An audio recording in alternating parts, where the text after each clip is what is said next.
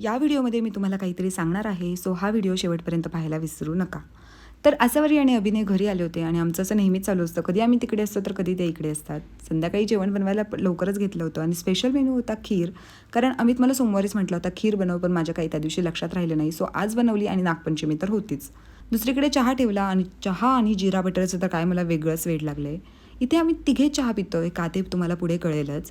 त्यानंतर बाहेर गेलो, थोडंसं सामान वगैरे घेऊन आल्यानंतर भाजी बनवली आणि लगेच ग्रीन टी ठेवला. म्हटलं ॲटलीस्ट तेवढं ग्रीन टी पिऊन तरी मनाला सॅटिस्फॅक्शन की तब्येतीसाठी काहीतरी करतोय.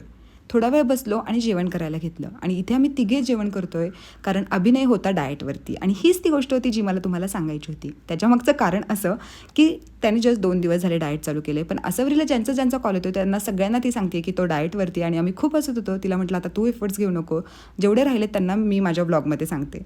जो कपाट मग त्यांना काहीतरी काम होतं, सो ते त्यांच्या घरी गेले आणि असा होता माझा दिवस. भेटूयात पुढच्या व्हिडिओमध्ये.